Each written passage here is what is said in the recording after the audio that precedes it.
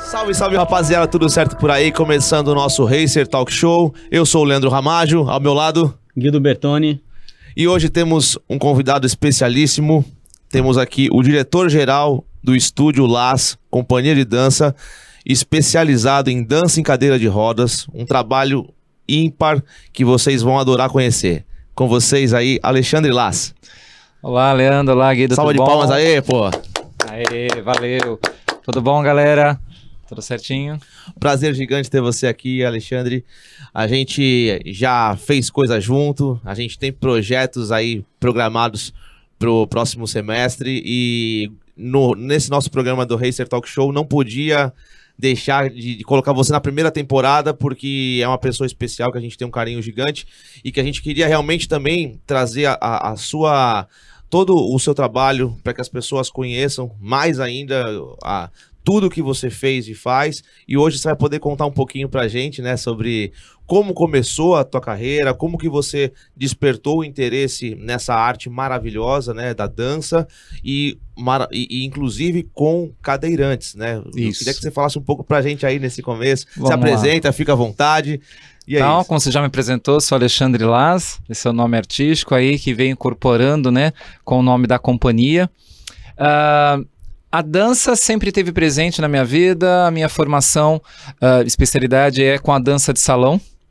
E foi por causa da dança de salão que eu vim conhecer a dança em cadeira de rodas. Eu nunca tinha visto, nem ouvido falar dessa possibilidade. E um belo dia tocou um telefone em casa e do outro lado uma bailarina perguntou se eu não estava a fim de ver algum trabalho diferente, como que eu poderia estar ajudando, que ela estava coreografando um tango em cadeira de rodas. Legal. Falei, bom, tango legal, dança cadeira de rodas, aí já juntou tudo, já não entendi mais nada, não sabia nem o que ia acontecer. E aí eu fui conhecer o trabalho, isso foi em 2001, esse trabalho eu vim desenvolvendo, eu só daquele momento... Passou lá um período, naquele ano mesmo, já comecei a dançar, a fazer parte daquele trabalho, da dança em cadeira de rodas, quando em 2003, a Luciana, essa bailarina que estava do outro lado do telefone, que eu conheci pelo telefone, em 2003 ela falou, não, a gente precisa ampliar esse trabalho, né? Não pode ficar mais restrito a nós, a gente precisa agora fazer como as companhias de dança, preparar o bailarino, preparar esse possível bailarino para o mercado de trabalho. Então, através de aula, não somente coreografia. Então, foi crescendo aí, foi se maturando esse projeto.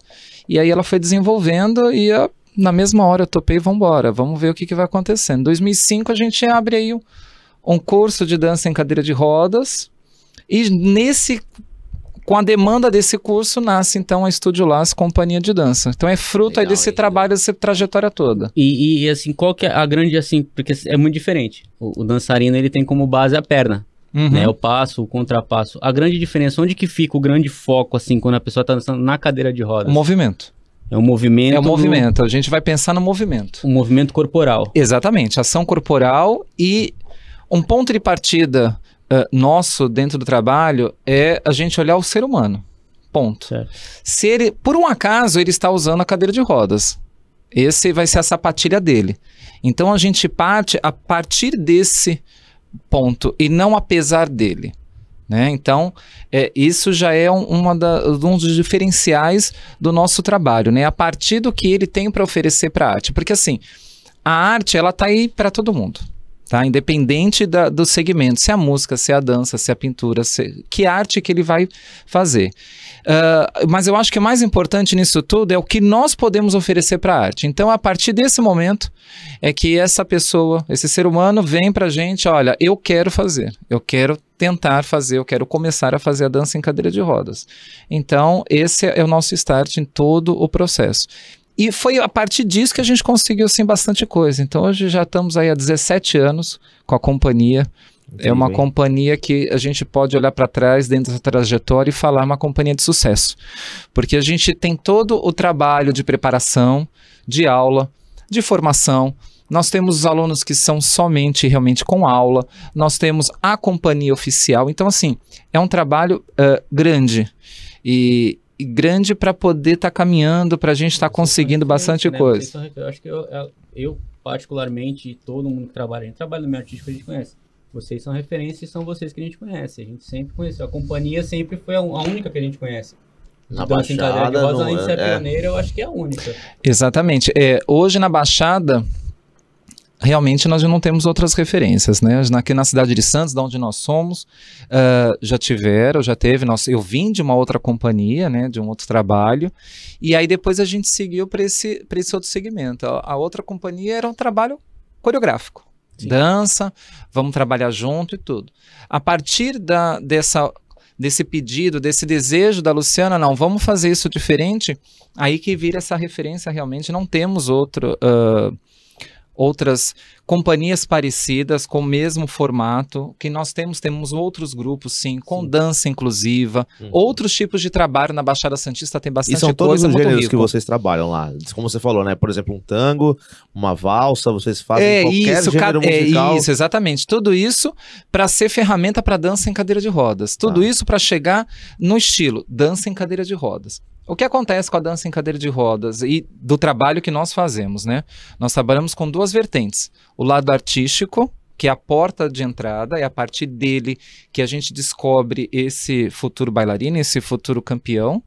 E tem um lado competitivo, que é a dança esportiva em cadeira de rodas. Então, dança esportiva é dança de salão para competição. E aí a gente faz essa modalidade com a dança em cadeira de rodas. E quais são os critérios para a competição?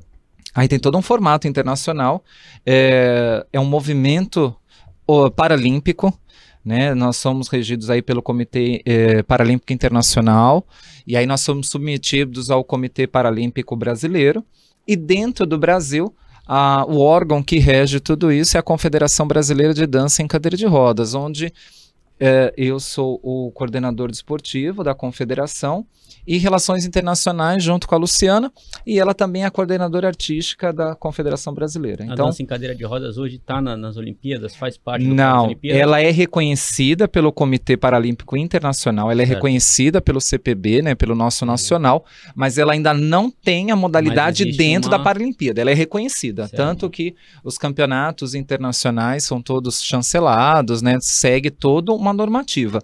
E da mesma forma que os esportes olímpicos andam em paralelo ao paralímpico, então nós temos também o órgão que rege a dança esportiva, quando a gente fala para os andantes, junto ao Comitê Olímpico.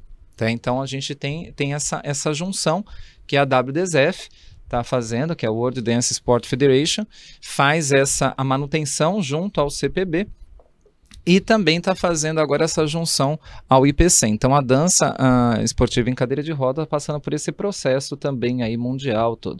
O que está acontecendo aí a nível internacional já vai estar nas próximas Olimpíadas, 2024, já vai estar acontecendo, nas Olimpíadas nós vamos ter uma modalidade de dança que vai ser o break. Então o break está entrando aí nas Olimpíadas, em 2024 forte, um trabalho assim bem bacana.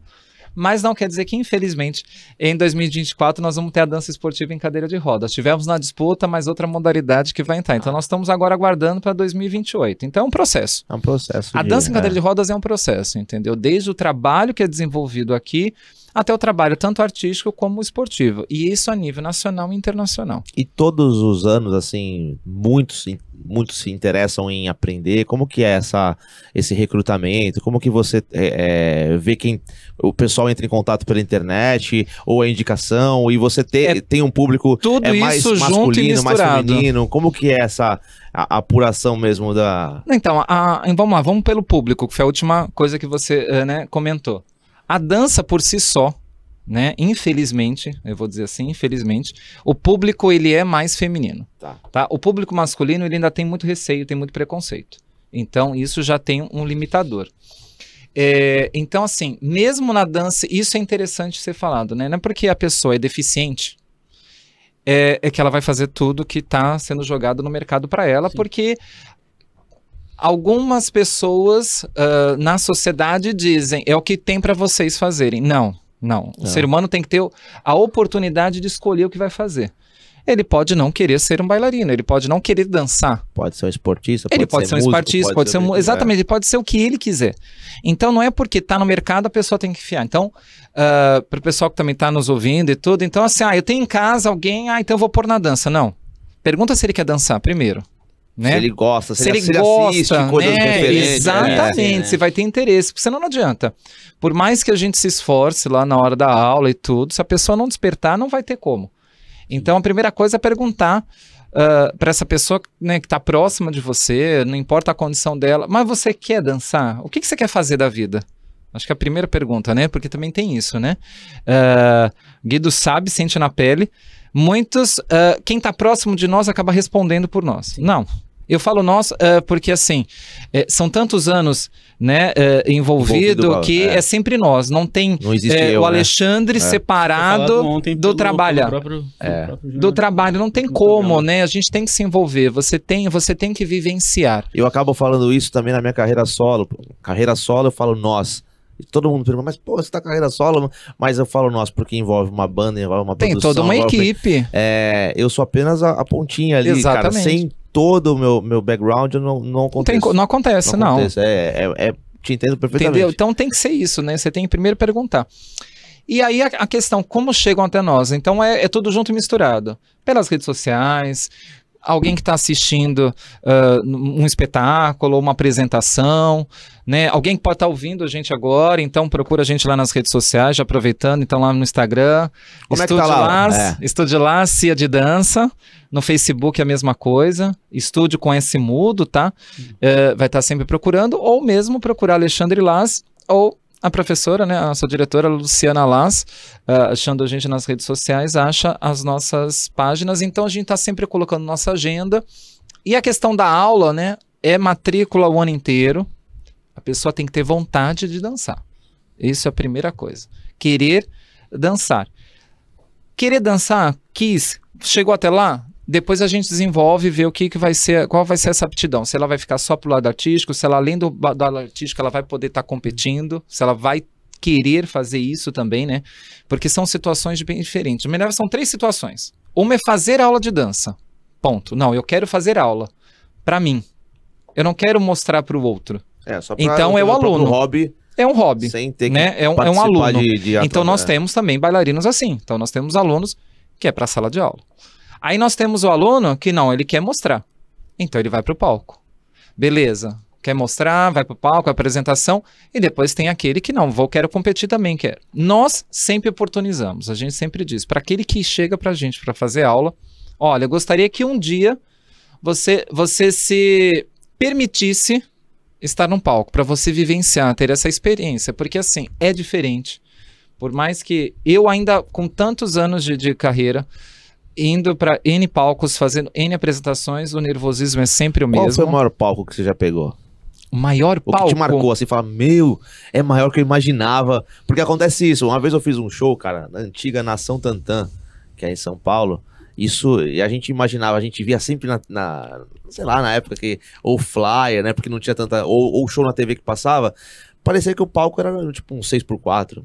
Quando eu cheguei lá, era um negócio de boca, tinha 22, cara, com fundo de 16, assim, absurdo. Quando você fala 22, é pro pessoal entender, é aqueles que cabe uma banda inteira, uma banda cabe enorme. Cabe uma orquestra, cabe um time de futebol, cabe o que você quiser, assim, 22 metros, cara, é muita coisa, né, então, surpreende às vezes, a gente vai para um lugar esperando uma coisa, e a gente vê, nossa, um palco, tipo um palco de estádio, de festival, né? Eu vou te falar que enquanto experiência de bailarino, dançarino, tudo, quanto mais espaço, melhor.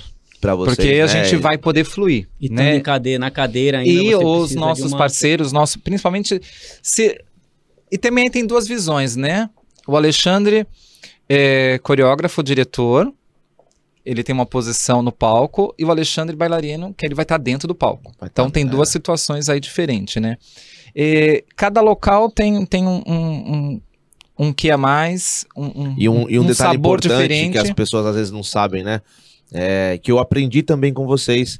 O cuidado da superfície aonde eles vão se apresentar é super importante. Você que quer contratar uma atração, né, do Alexandre ou da banda 2RD, enfim, sempre se atentar à superfície do solo para que não seja prejudicial para as rodas, né? Eu vou pegar um gancho, não é só a superfície, né? Porque a pessoa pode preparar a superfície, mas ele chega até o local dessa superfície. A acessibilidade, também, acessibilidade urbana. E aí depois disso o Guido vai dar aí eu já sei que ele tem uma coisa bem bacana para falar pra gente aí de questão de acessibilidade urbana. Não é simplesmente o local, você tem que poder chegar lá. Esse teu bailarino tem que chegar lá. Então, se você vai nos contratar, a primeira coisa que eu vou perguntar, tem acesso? Tem um banheiro adaptado? Porque uma coisa que a gente preza muito é autonomia. Os nossos bailarinos têm que ter a mesma autonomia que eu tenho para ir e vir. Então, se não tiver essa autonomia, esquece, o Estúdio Las não vai estar dançando, não vai estar se apresentando no teu evento, por maior que seja, né? Eu não me sujeito a ser carregado numa escada extremamente alta, difícil, para poder dançar. Então, meu bailarino também não vai, minha parceira de dança também não vai. Então, é a questão do direito de ir e vir mesmo. Então, a gente preza muito. É um conjunto de ações que faz o Estúdio Las Companhia de Dança a referência que é o trabalho que a gente vende, né? Isso. E aí, voltando nessa do palco, eu tô assim, eu não sei se é o maior, mas eu tenho momentos, né? Sim. Eu tenho um momento antes do Estúdio Las, que foi dançar no circo do Marcos Frota, né? E foi uma gravação em São Paulo, então assim, é uma coisa, o palco em si não era tão grande, mas o público era grande, que foi no AMB. Olha, que legal. Então, tem um público, assim, bem bacana, né? Tem toda essa questão aí de estar presente, né? Desse movimento que o Marcos Frota fazia, né? Ainda faz aí com a questão do circo e tudo. Aí depois a gente pula para o primeiro espetáculo da companhia mesmo, né? Com os nossos bailarinos indo pro palco. E a primeira experiência não foi em Santos, foi em 2005, foi num campeonato em Juiz de Fora. Então, a primeira vez que os nossos bailarinos vão se apresentar não é na nossa cidade, é fora da cidade. Então, ali foi um palco inesquecível, mas eu acho que mais pela emoção do trabalho, do que a gente estava desenvolvendo, não era a questão da grandiosidade, né? E assim, de grandiosidade, eu vou pôr o Teatro Municipal daqui de Santos, porque é uma casa que nos acolhe, nos recebe, aqui tem uma estrutura fantástica. Tá tudo pronto. Tá quase 100% lá de acessibilidade, ainda falta alguns detalhes, mas é um palco que é casa de vó. Eu falo casa de vó porque é carinho, né? Desde da pessoa lá de baixo que nos atende, ao técnico, ao quem fica ali para, né, solta a cortina, tira a cortina. Então, tem toda essa questão. E aí depois não é um palco, é um piso, né? Que aí foi em 2015 a gente na Rússia, dançar na Rússia. Então, assim, foi uma experiência muito, muito fantástica. Nós fomos competir. E em qual cidade vocês estavam? Em São Petersburgo, na Rússia. Nós fomos para a Copa dos Continentes, uma experiência assim muito louca dentro disso tudo, porque foi a companhia, nós somos em 7 pessoas, né? E aí lá era competição. Isso aí já foi dentro da parte, né, da competição. Nós fomos representando o Brasil. Naquele ano, olha, se eu não estou enganado, de 12 a 15 delegações do mundo todo. Das Américas, naquele ano só tinha o Brasil e o México, que estava lá competindo, depois o restante tudo Europa. E como é que é assim esse preparo? Pô, a hora que você dá a notícia, você como provedor de toda desse conteúdo, de toda a dedicação que você tem, você chega na hora, gente, consegui colocar vocês para participar de um campeonato internacional. Como que é a receptividade, como que volta uma mega luz na pessoa de falar, cara, eu vou pra fora do país fazer aquilo que eu mais amo e aquilo que realmente me tirou do meu... Eu tava num momento ruim na minha vida, comecei a dançar e, cara, graças ao Alexandre, eu tô tendo um negócio que eu nunca tive. Como que é isso pra você e para quem e pro seu aluno, que depois vira o seu profissional, né? Sim, sim. É um mix, né? O trabalho nosso dentro da companhia, a gente trabalha hoje para uma agenda daqui a 2 anos. Então, são metas. A gente trabalha através de metas, né? Desde a preparação da aula, tem um objetivo naquele dia, mas sempre tem metas. Então, para aqueles que já estavam competindo, e aí vamos falar das competições nacionais, né? Já tem aquela preparação. As competições internacionais acontecem todo ano, mas a gente esbarra na questão financeira. um dos pontos. Para que a gente vá para uma competição internacional, você tem que ter ranking nacional, você tem que ser campeão no Brasil, né? Você tem que ser campeão nacional na tua modalidade. Então a primeira barreira já era vencer dentro do Brasil, ser campeões, para que a gente possa ter a chance de competir internacionalmente, né? Porque a gente possa ter essa condição. Então, 2015 nós fomos, mas a preparação começou em 2013, né? O projeto começou em 2013, pra gente, não, vamos para essa competição, vamos focar. Nós tivemos que escolher uma no ano, então a gente escolheu a Copa dos Continentes, que é uma referência. Ela é uma competição que acontece bem assim no meio do ano, então ela é um divisor de águas na primeira fase, né, do ano, para o segundo semestre, nos anos que tem mundial, acontece mundial de 2 em 2 anos. Então nós começamos a projetar isso em 2013. Então nós chegamos para os competidores, olha, vocês 4 vão para a Rússia, nós vamos competir lá, nós vamos vamos tentar o campeonato. Então para isso, então tem um momento deles estarem se preparando para nessa nova etapa. Rola medo, né? Ansiedade. Tudo, porque assim, dentro da preparação do trabalho, a gente sempre fala, vocês têm que fazer o que vocês fazem aqui. Só vai pegar um avião, vai pra lá e faz. Exatamente, mais nada. Não tem que mudar, né? Lógico, tem toda uma tensão. É o desconhecido. O desconhecido, assim, você nunca teve presente junto com os outros atletas, você conhece os atletas do país. Uma coisa que mexe, cara, é o emocional. O artístico, né, Guido? A gente que trabalha com a emoção do público, é o cara que dá aquela vontade de chorar, porque, mano, vou fazer um negócio, caraca, velho, porque pra tocar é igual, você vai fazer uma apresentação, um show fora da tua cidade, cara, já é uma puta glória, cara. Você vai fazer, tipo, num outro lugar, você vai viajar pra outra região, cara, você vai pro Nordeste, você vai pro Sul total, é outro público, ninguém te conhece, ou se te conhece foi pela internet, enfim. Que treino, jogo é jogo, né? Treino, jogo é jogo, e assim, eu imagino como deve ser recompensador e ao mesmo tempo esse misto de sensações, cara. Porque aí tem uma coisa, né? E você é o cara que coordena. Planejar ir. Até chegar a ir, tem um monte de barreira. Tem um monte de barreira, né? É diferente, dentro da companhia a gente também tem esse momento, né? Nós sermos convidados ou ser contratado por uma apresentação. É uma coisa. Você sai daqui com uma cabeça diferente, você se prepara para uma apresentação. A competição, lógico, tem toda essa questão, mas você precisa chegar na competição. Então envolve muito dinheiro, uma grana assim violenta. Então a gente começou a falar. Arte já é difícil, pra arte em cadeira de rodas. Nossa, mais difícil ainda, né? Todo artista se vai para, né? O artista ele consegue uma vaga num festival. As pessoas acham que chegou no festival é tudo de graça. Não, você tem que pagar para chegar lá, você tem que fazer a sua inscrição, para ficar, enfim. Alimentação, exato, tudo isso. Então por isso que a gente fala, a gente começou em 2013 e era para nós irmos em 2014. Na verdade, o projeto era de 2013 para 2014 para a Rússia. Fizemos, na época, uma campanha, R$1 me leva à Rússia. Em 2014... Como se fosse um crowdfunding, assim? Isso. Pelo Facebook mesmo. Então, nós tínhamos a nossa página, escrito R$1 me leva à Rússia. E ia passando de colega para colega, boca a boca, né? Ainda não tinha tanto... a mídia... Já tinha a questão da internet, mas a gente não era tão envolvido ainda, tão ligado nessa ferramenta, né? Usamos ela como apoio e começamos a fazer. Então, o R$1 me leva à Rússia. Naquela época, a gente precisava de R$30 mil. Então, assim, para levar 7 pessoas. Em 2014, R$30 mil. E qual que era o valor na época? Qual moeda que vocês utilizavam? Dólar, né? A referência era dólar. E aí, quando a gente fez toda a conta, dava R$30 mil. Então, a gente precisava de 30 mil amigos depositando R$1 para poder conseguir. Na verdade, se você pensar, 30 mil pessoas é muita gente, mas R$1 é pouco. Então, você começa com uma meta de 30 mil, você sabe que você pode chegar... Se você, na verdade, tiver 10 mil amigos a R$3, você já conseguiu os 30 mil reais. Então, foi um trabalho para isso em 2000. Mais pobre por causa de R$3. Fizemos toda uma campanha em 2014. Todo mundo que tem rede social e que pode...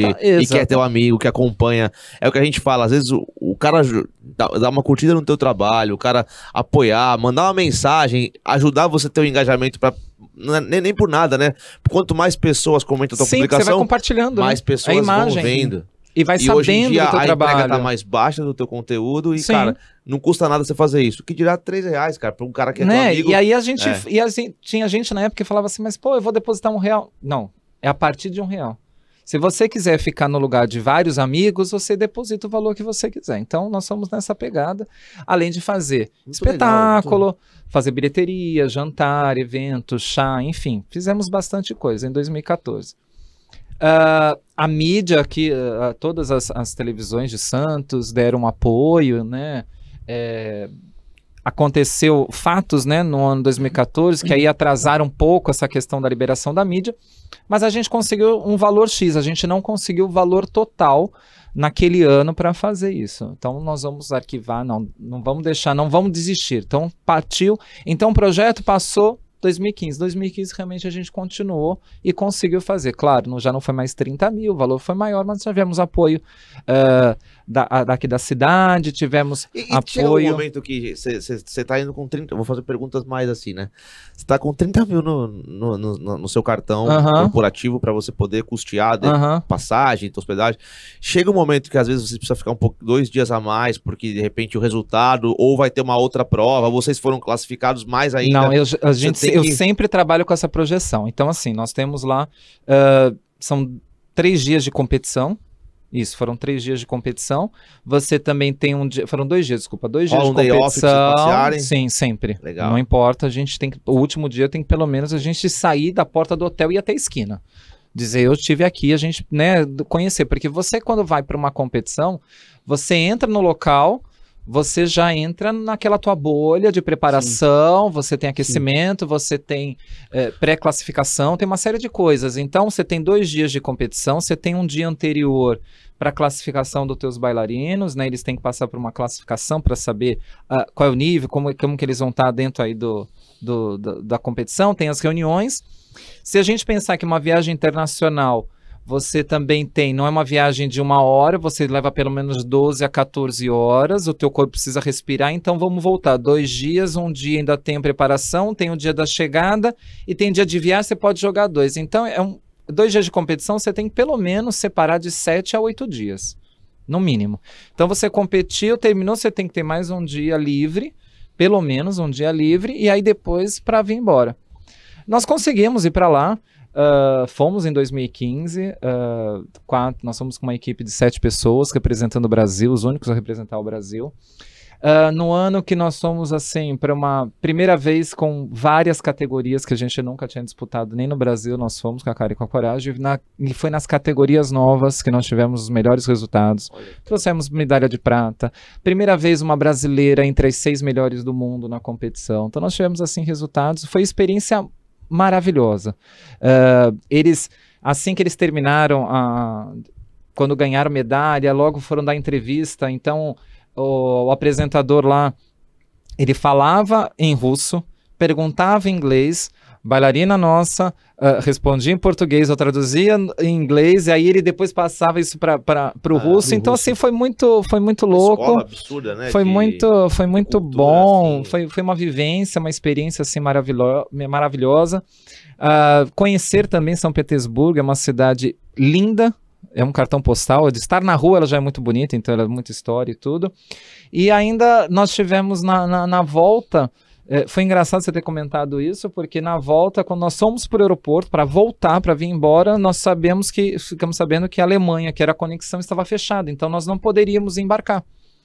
E no aeroporto eu falei, e aí, como que a gente faz? A gente não tem mais hotel nem nada, o aeroporto na mesma hora, a agência lá, o avião e tudo, a companhia aérea, né, deu hospedagem pra gente. Nós ainda ganhamos mais uns 2 dias lá na Rússia, ficamos lá ainda hospedado tudo por eles. Então você tem que ter uma projeção, você tem que ter uma folga, então você sabe que reserva de exatamente, né? Tem uma série de coisas que podem acontecer, mas foi uma experiência assim maravilhosa. 2015 veio brindar todo um trabalho. Em 2011 vocês tiveram a formatura da primeira companhia de dança aqui de cadeira de rodas, a primeira turma de bailarinos, nosso formado. Esse projeto que começou lá em 2003, a Luciana chegou, não, a gente precisa difundir o trabalho, precisamos novos bailarinos, mas assim, trabalhar esses bailarinos para eles irem para o palco, né? Uma pegada diferente do que a gente já estava fazendo. Então, em 2011 veio a recompensa e a formatura da primeira turma de bailarinos, 4 bailarinas formadas, 4 campeãs também, elas são competidoras. Essas bailarinas, além de formação do seu diploma, elas já também têm um DRT artístico, elas já tiraram o DRT artístico, né? Então, tem toda aí uma trajetória, então elas são profissionais no que fazem. Elas não somente aprendem, né, a dançar, mas elas verbalizam a dança, elas vivenciam a dança. Então, é todo um trabalho, absoluta, né? É um trabalho por trás, né? Não é simplesmente você chegar e se jogar. Tem toda uma preparação, né? Como você falou, né? A carreira é solo, mas tem todo gigante. Um grupo, né, atrás de você para te dar suporte, né? Então, hoje o estúdio trabalha só com a dança em cadeira de rodas. Só com a dança em cadeira de rodas e a dança esportiva. Então aí, por quê? Olha que super interessante dentro da nossa trajetória aí da companhia. Nós temos a inclusão inversa. Porque para vir dançar com os nossos bailarinos da dança em cadeira de rodas, os andantes também têm que fazer aula. Porque cada profissional na sua área, manjando bem, então assim, vem lá um bailarino fera na área, na modalidade dele. Mas ele não é fera na modalidade dança cadeira de rodas, ele não está preparado ainda. Então a gente prepara para o nosso objetivo através da dança esportiva, e aí através da dança esportiva a gente junto com a dança cadeira de rodas.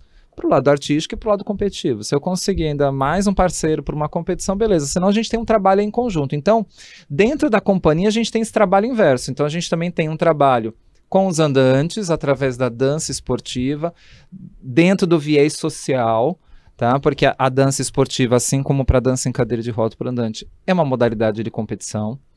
Mas para você aprender, você não precisa competir. Você vai aprender a dançar. E aí, se você quiser competir, depois é um outro caminho. Mas aí, então, a gente apresenta para esses bailarinos, para esses futuros competidores ou mesmo parceiros de dança do lado artístico, a gente apresenta a modalidade, os estilos da dança esportiva, de uma forma social, onde ele vai poder utilizar também no momento que ele estiver descontraído num baile, dentro de casa, e dá né, pra dançar dois também. Então, a dança esportiva tem isso, é o dança de salão, né? Então, parceiro, juntos, mas você também aprende para você fazer um solo, né? Ainda mais agora que a gente está se libertando aí dessa questão pandemia e tudo, então muito trabalho durante esses 2 últimos anos foi de solo. Uma situação assim complicada na questão da parte psicológica dos teus alunos, né? De tipo, não vamos poder fazer aula durante tanto tempo, a gente não pode. Nós dentro as proibições que houveram de acordo dentro com as dessas restrições, né? Tudo, nós mantivemos o trabalho online.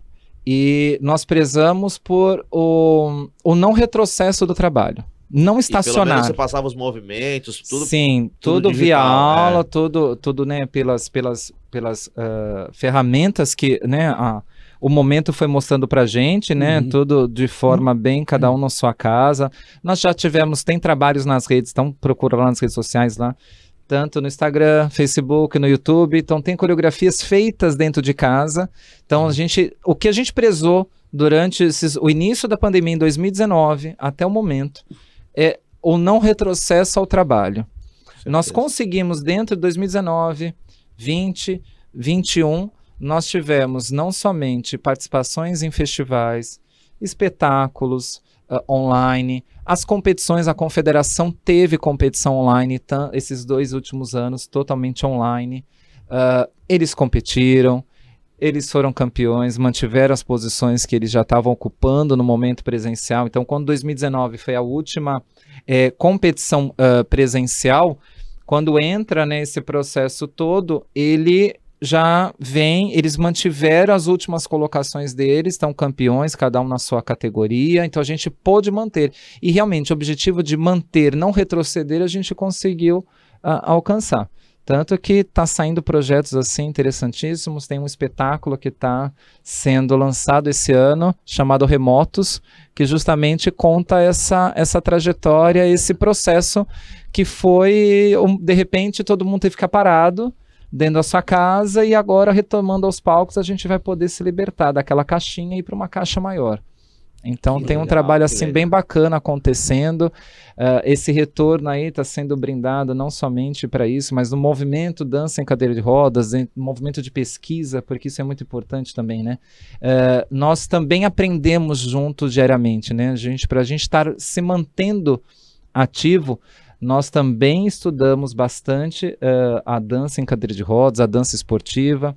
Eu e a Luciana, depois desse processo todo, a gente viu o crescimento da nossa companhia, a gente viu que precisava estar aprimorando, inclusive, o nosso trabalho.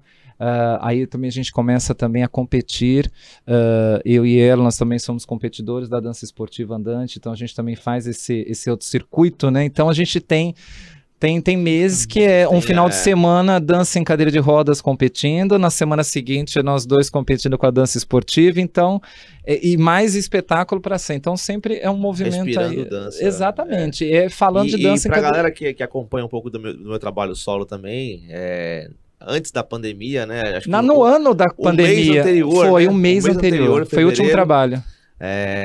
Vocês que viram o meu clipe Superação, com a dança em cadeira de rodas, quem dirigiu aquele espetáculo da dança foi o Alexandre.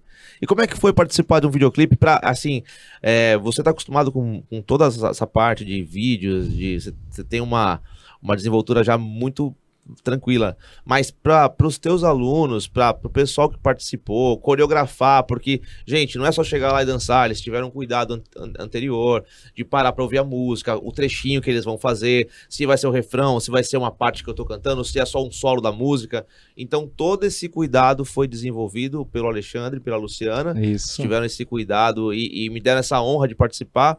Eu tive a ideia de como eu já falei pro Guido, falei para vocês, como que nós poderíamos evidenciar os artistas da nossa região de forma, como a Superação fala, Sim. com a luz para quem está assistindo. E não tinha pessoas melhores do que vocês que participaram e me deram esse presente. Momentos né? interessantes na minha vida, na carreira, é através de um telefonema. E foi a mesma coisa com você. Foi um telefonema. Uma mensagem, né, no WhatsApp e depois um telefonema. E você explicando o que ia rolar.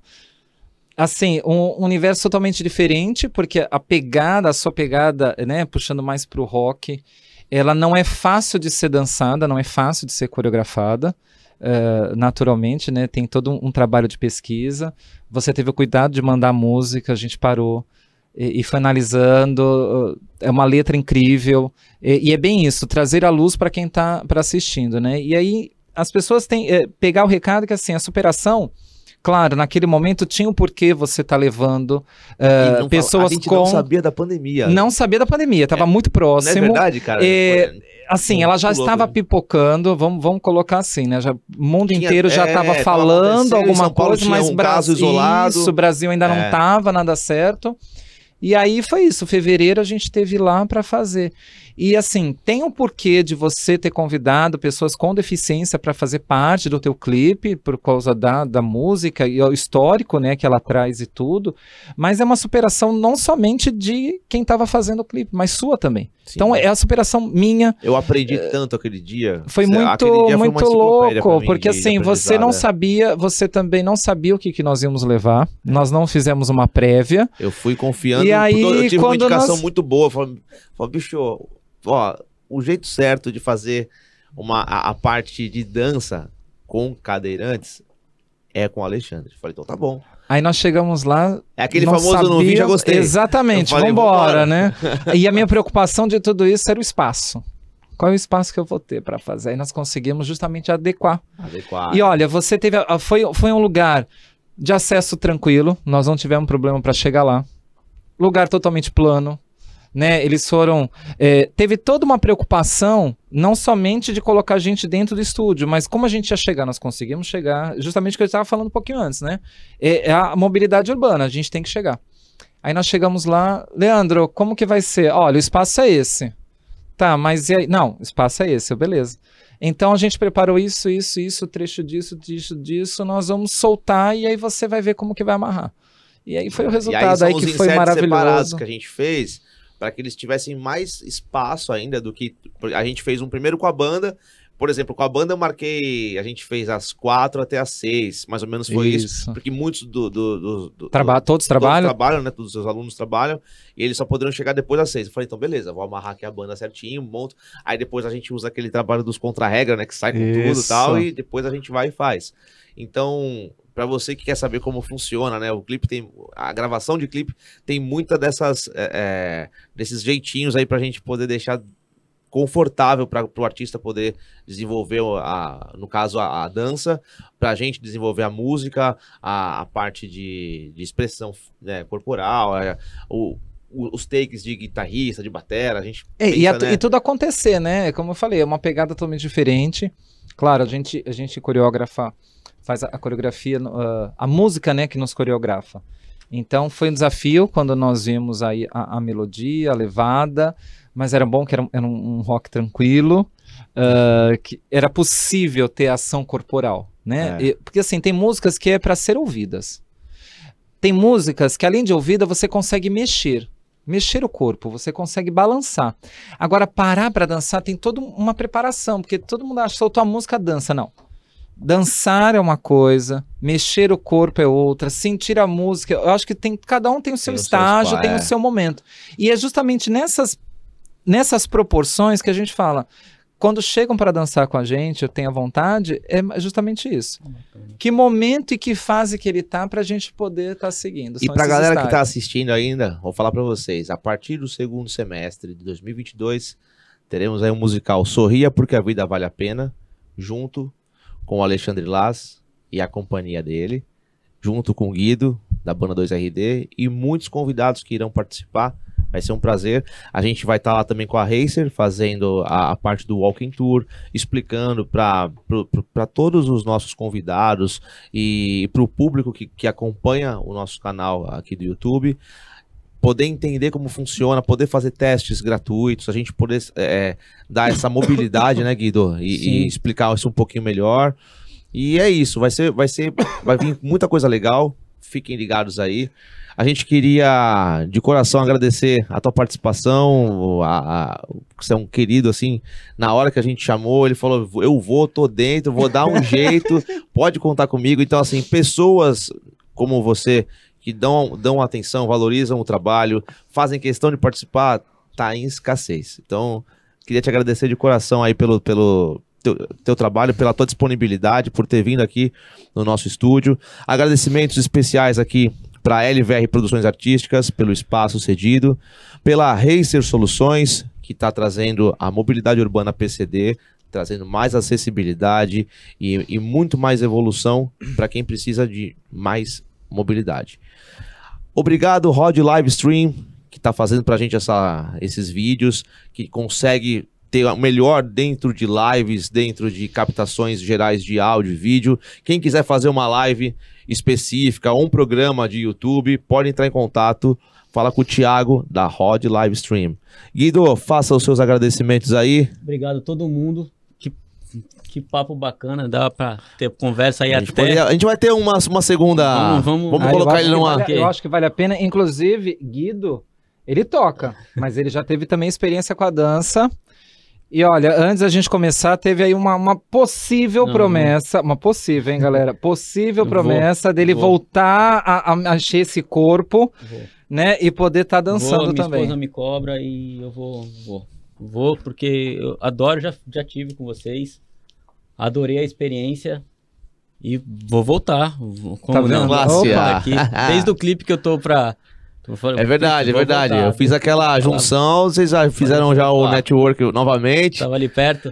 Galera, muito obrigado. Ale, meu irmão, de coração aí. Eu que agradeço mais uma vez. Até a próxima e logo, hein? Até a próxima aqui no Racer Talk Show e a próxima do nosso musical Sorria Porque a Vida Vale a Pena. Galera, muito obrigado. Foi um prazer gigante estar com vocês aí. Até o nosso próximo capítulo. Tamo junto, roda o som. Valeu.